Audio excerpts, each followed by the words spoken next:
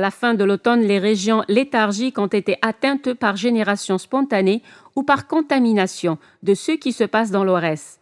Le nord-est, la Cale, Soqahras, Louenza, le nord constantinois, le sud, Oued Souf, l'Oranie, grâce aux efforts de l'Arbi Ben Mehdi et de Abdelhafid Boussouf, à Alger, transformé par Krim et Ouamaran en beau lieu politique de la Wilaya 3 et où Abben Ramdan donnera sa pleine mesure. Les groupes de guérilleros ou les ruraux dominent sommairement, armés et agissant sans coordination nationale, à défaut de contrôler le terrain, y instaurent une insécurité permanente. Quand un coup est porté par l'ennemi à un secteur, nul ne vient à son secours. Il se régénère lui-même par l'apport d'une nouvelle substance.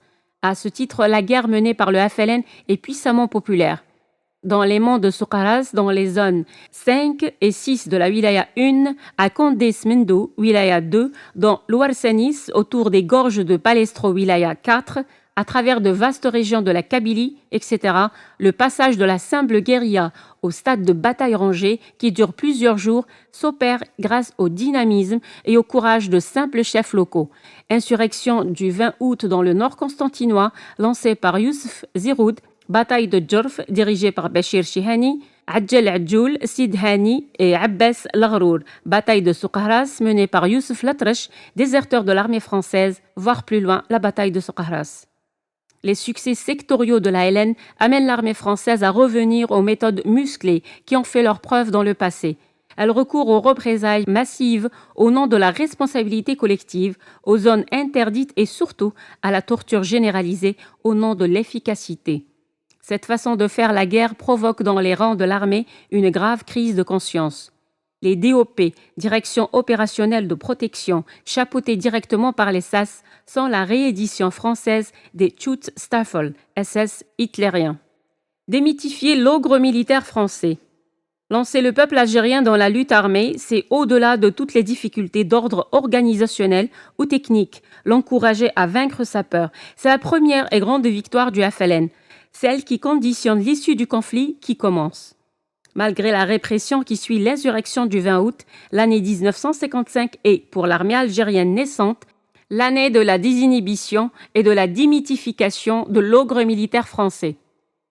Afin de mesurer combien a été difficile ce passage de la résignation à la révolte, j'ai rappelé brièvement dès les premières pages de ce livre, en citant Moustapha Khiati et en faisant appel au récit des anciens, ce qu'ont perpétré comme violence les généraux de l'armée d'Afrique, toujours couverts, encouragés et encensés par les politiques.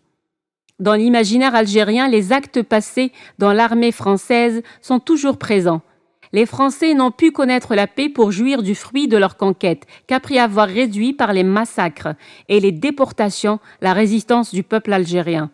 C'est sur cet acquis de la terreur que le régime colonial s'est assis pendant des décennies et qu'il espère se maintenir ad vitam aeternam.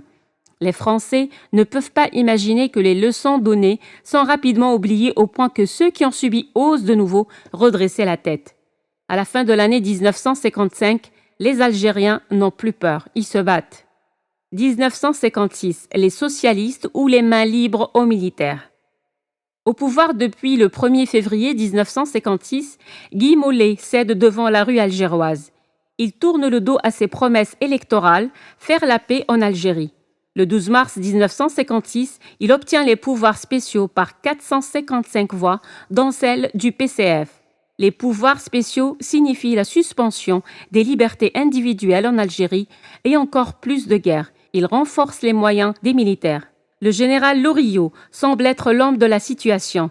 Il accélère l'arrivée en Algérie des divisions modernes qui font partie des forces de l'OTAN, les 2e et 4e DIM et la 7e DMR.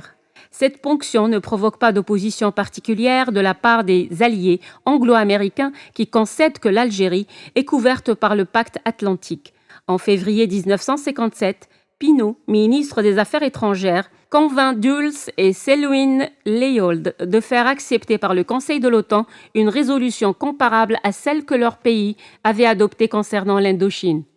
La France trouve dans les arsenaux de l'OTAN les armes et les équipements nécessaires pour mener sa guerre. La révolution algérienne affronte désormais les moyens considérables du pacte atlantique. Les tactiques militaires employées par le Rio consistent à installer des garnisons dans les centres urbains et dans les exploitations coloniales importantes. C'est le fameux quadrillage inspiré des hameaux stratégiques, tenté vainement en Indochine. Le maquisard n'a aucune peine à éviter ses choufs ou ses camps militaires. Les Français rééditent les schémas baoudaïstes en remettant en scène ostensiblement le vieux Msalihadj qu'ils détiennent. Ils le promènent de Niort au Sable d'Olonne à Belle-Île. Ses fidèles qui lui rendent visite en toute quiétude reçoivent des conseils, des orientations, des ordres des services spéciaux et des officiers SAS venus spécialement d'Algérie. Les maquis benounistes ne sont pas nés par génération spontanée. Le recrutement de mercenaires musulmans qui se révèlent dans leur majorité loyaux à la France devient massif. À la fin de la guerre, ces supplétifs atteignent le nombre de 70 000, 45 000 harkis, 15 000 goumiers et 10 000 membres des groupes mobiles de sécurité. 60 000 appelés et engagés répartis dans toutes les armes, régiments de tirailleurs, spahis et dans des formations moins opérationnelles comme le train des équipages, rarement dans les filières techniques ou dans les transmissions. L'engagement mercenaire aux côtés des forces françaises pendant la guerre de libération de jeunes Algériens qui ont tourné le dos à leur pays est une triste réalité. La conquête déstructurant le tissu social algérien, paupérisant et dépersonnalisant a facilité l'enrôlement de ces jeunes Algériens. La rupture de 1954 donne l'opportunité de rejoindre l'armée de libération nationale à tous ceux qui ressentent au plus profond d'eux-mêmes l'humiliation de l'ordre établi et qui ont fini par savoir que rien ne sera arraché sans la lutte armée. Si dans quelques cas exceptionnels, l'engagement de jeunes Algériens dans l'armée coloniale est conscient, donc assimilable à une collaboration délibérée dans les zones rurales où se recrute l'essentiel de l'effectif harki, le mercenariat est fomenté par l'action de notables musulmans de haut rang, le système Qaïdal. Défendant des situations et des privilèges, exemple du Bachara Boualem, soumis à l'influence des officiers SAS ou leur apportant spontanément leur concours par réaction contre des exactions perpétrées par certains groupes de l'ALN au cours de l'année 1955. Fréquence des exécutions sommaires par des moyens barbares, Nuit rouge de la Sommam, massacre de Mellouza, exactions qui suscitent des haines durables et auxquelles la direction politique de la Révolution met fin rapidement. Les manipulations des SAS sont cachées derrière des vocables qui prétendent donner un sens idéologique à l'engagement mercenaire, l'Algérie nouvelle, égalitaire, fraternelle et prospère. L'ère de Raoul Salan. Au mois de juin 1956, la situation sécuritaire devient préoccupante. Dans certaines régions du territoire, on frise la catastrophe.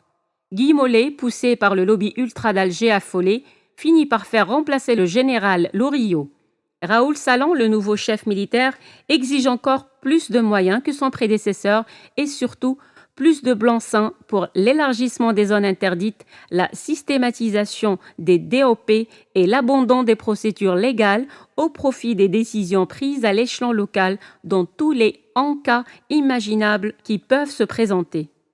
Le président du Conseil, conséquent avec lui-même depuis qu'il a plié devant le lobby ultra d'Alger, donne donc à son nouveau commandant interarmes la liberté d'action, les hommes, l'argent et le matériel qu'il demande.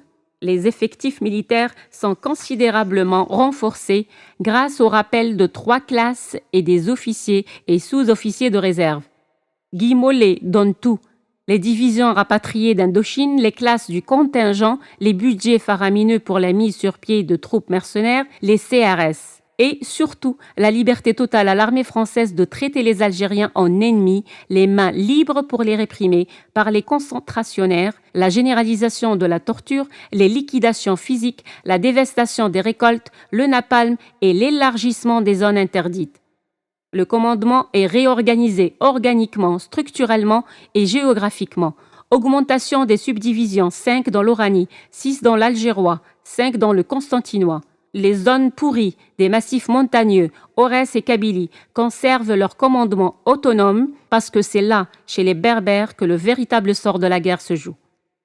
L'armée française avec Raoul Salan dispose désormais de 600 000 hommes provenant de l'active et de la réserve, de 150 000 hommes de troupes mercenaires, légionnaires, harkis et divers autres éléments d'appoint.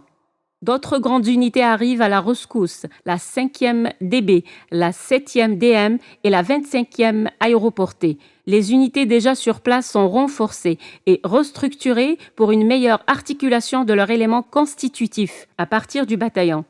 Elles gagnent en opérationnalité et en puissance de feu par une dotation de moyens plus flexible et par l'intégration de groupes d'artillerie, d'automitrailleuses et d'aviation. D'autres renforts sont envisagés, 140 000 hommes pris sur les classes 51-1 et 53-2. Les divisions 9e, 10e, 20e B et 29e DI sont reformées à la hâte grâce aux disponibles de ces classes. On augmente le nombre des unités qui ont fait leurs preuves dans les combats, les escadrons de Spahis, les Harkas, les méharistes, les commandos parachutistes.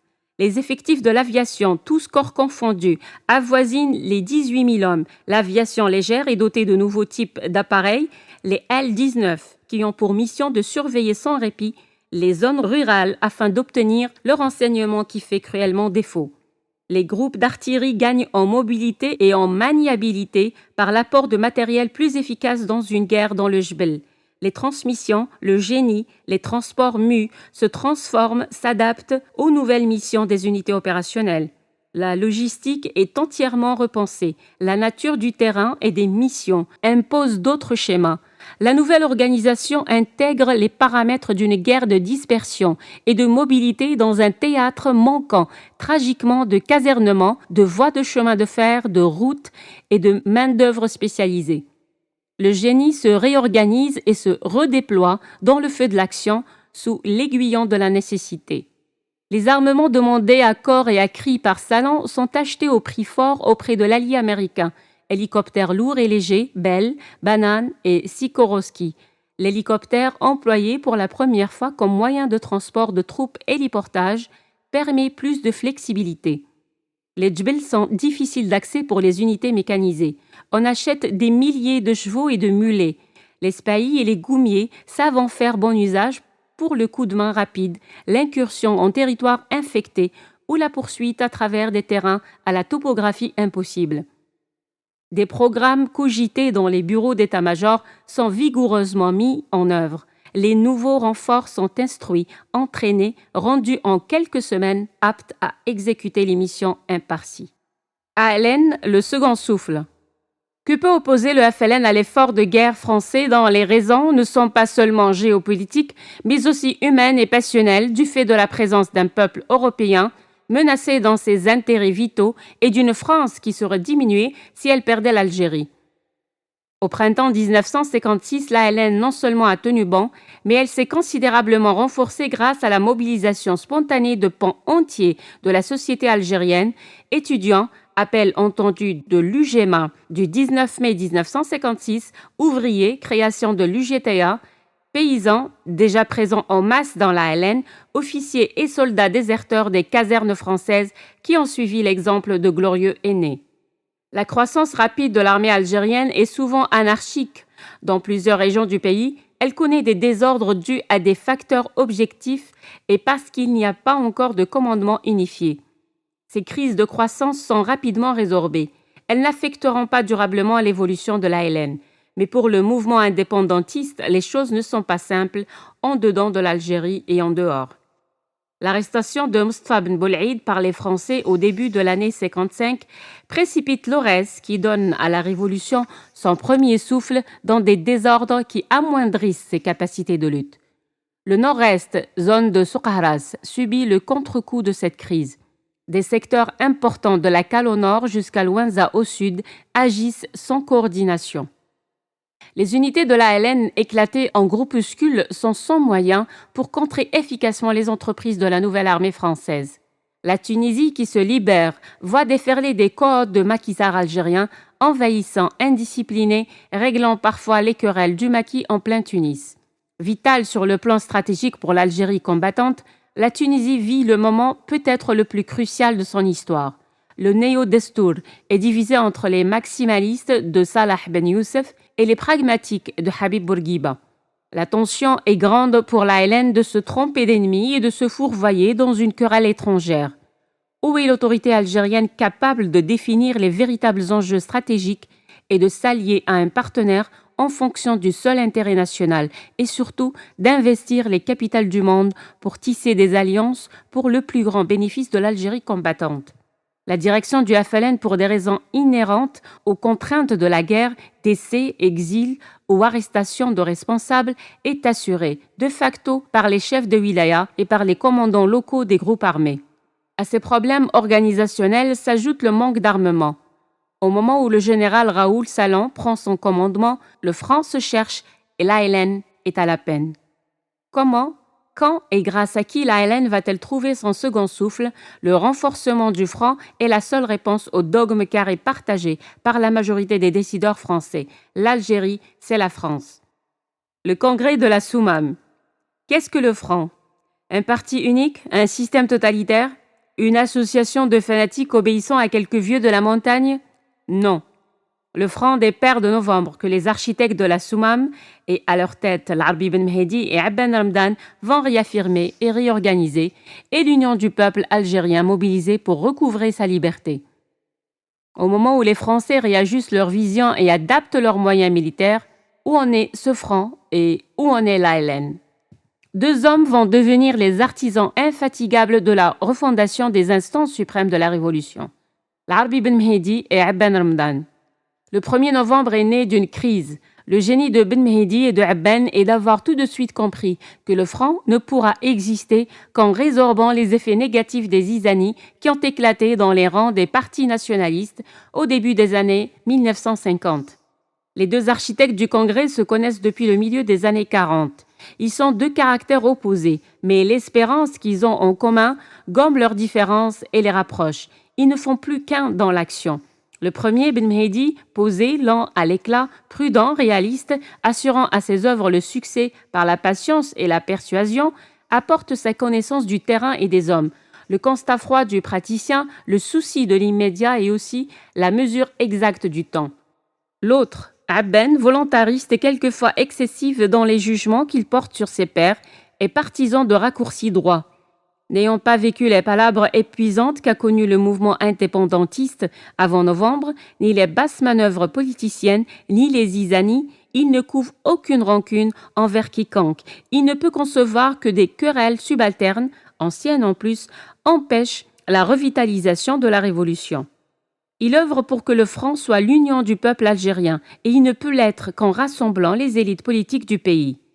Le congrès de la Soumam, qui se tient le 20 août 1956, est avant tout, grâce à ces deux hommes, une extraordinaire avancée d'ordre qualitatif du FLN. Il permet l'émergence d'une direction, le CCE, Comité de coordination et d'exécution. Le sigle condense le programme, la coordination, qui est la condition primordiale du succès, et l'exécution, sans laquelle un mouvement s'édulcore et périclite. Le CCE est l'exécutif clairvoyant et décidé qui met en œuvre les décisions du Congrès. Les congressistes entérinent le découpage initial en wilayas et en précisent les démembrements. Chacune des 6 wilayas est subdivisée en 4 ou 6 zones politico-militaires. Chacune de ces zones en 4 ou 6 régions. Chaque région en 8 ou 6 secteurs. Ce découpage tient compte de la situation particulière de chaque région du pays. À la tête de la wilaya, il y a un colonel, assisté de 3 commandants chargés respectivement des questions politiques, militaires et des liaisons renseignements. Ce commandement wilayal restera autonome jusqu'au cessez-le-feu. Dans chaque zone active des guérilleros sans aucun moyen mécanique. Ils sont commandés par un capitaine secondé par 3 lieutenants. Les forces de la zone équivalent théoriquement à un bataillon 800 à 1200 hommes. Les effectifs varient selon les circonstances, le relief du terrain et les possibilités d'approvisionnement. La région où évolue une compagnie de Moudjahidine comptant de 200 à 250 hommes est dirigée par un sous-lieutenant. Dans le secteur confié à un adjudant, opère une section de 60 à 70 hommes. Les wilayas ont été commandés successivement par la wilaya 1, Mustafa Ben Boulaïd, Bachir Chihani, Adjel Adjoul, Mohamed Lamouri, Mahmoud Shrif, Ahmed Nouawara, Haj Al-Khdar Abid et Tahar Zbiri. La wilaya 2, Mourad Didouche, Youssef Zerout, Al-Khdar Ben Toubel, Ali Kafi, Salah Boubnider, dit Saut Al-Arab. ولاية 3 بالقاسم كريم، محمدي السعيد دي ناصر، محمد إيزوران دي سعيد، عبد الرحمن ميرا، أيت حمودة دي عميروش، محمد أول الحاج. ولاية 4 رابح بيطات، عمر وعمران، سليمان ديلس، محمد بوغارا، جلالي بونعمة دي محمد، يوسف خطيب دي سي حسن.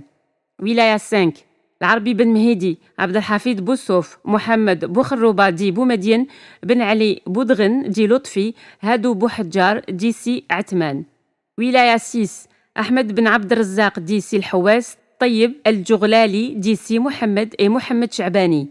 Zone autonome d'Alger. La capitale Alger est érigée en zone autonome. Elle avait pour mission d'organiser des actions de guérilla dans le tissu urbain, d'apporter un soutien multiforme, renseignement, finances et logistique au profit des formations de l'ALN opérant dans les maquis. La fédération du FLN en France, la fédération de France du FLN, remplit les missions suivantes. Un rôle mobilisateur, structurer l'émigration pour la sensibiliser à l'appel du 1er novembre 1954. Un rôle politique, transmettre aux partis de gauche et au peuple français en général le message du FLN, c'est-à-dire la finalité de la lutte du peuple algérien qui est la liquidation du régime colonial. Un rôle de soutien financier et logistique actif. La contribution financière de l'immigration à l'effort collectif. Cette participation au cours des 7 années et demie qu'a duré la guerre de libération se traduit par une rentrée de l'ordre de 17 milliards de francs. Ce rôle consistait aussi à aider les volontaires pour le maquis et les convoyer jusqu'aux frontières est et ouest de l'Algérie et à fournir aux agents du FLN missionnés armes de poing, cachets, tampons, papiers d'identité, etc. Un rôle militaire. Ouvrir un front de diversion sur le territoire français pour y maintenir le plus grand nombre possible de forces adverses afin de diminuer les capacités de l'armée coloniale en Algérie et aussi pour médiatiser la guerre de libération. Liste des différentes directions de la Fédération de France du FLN. Membres fédéraux par ordre alphabétique. Première fédération 1954 à juin 1956. Tarbouch Mourad, Louenchi Salah, Ben Salem Nourdin, Madi Mohamed, Doum Ahmed, Suissi Abdelkarim, Garras Abdelrahman, Talib Ahmed. Deuxième fédération fin 1956. L'Djawi Mohamed, Talib Ahmed, Bouaziz Saïd, بن سيام يوسف، بو الحروف طيب، المهداوي حسين، بو منجل أحمد، العدلاني قدور، منجي حسين، سويسي عبد الكريم، سيد علي مبارك إبراهيم. Troisième fédération, mi-1957. بو داود عمر، قروج مسعود، بو عزيز سعيد، العدلاني قدور، بو منجل أحمد، منجي حسين، حربي أحمد. Quatrième fédération, début 1958 jusqu'à l'indépendance. Boudaoud Omar, L'Adlani Qaddour, Bouaziz Saïd, Suissi Abdelkarim, Haroun Ali. La colonie algérienne en France avoisinait à l'époque les 300 000 âmes. Ces organisations peuvent sembler dérisoires face à l'impressionnante armada mise en place par les Français pour venir à bout de l'ALN. Zone de Soukaras qui deviendra base de l'Est, Mukhtar Bedji Amour Djibbar, Louardi Gtel, Amara Laskridi Bouglez et Mohamed Awashriya.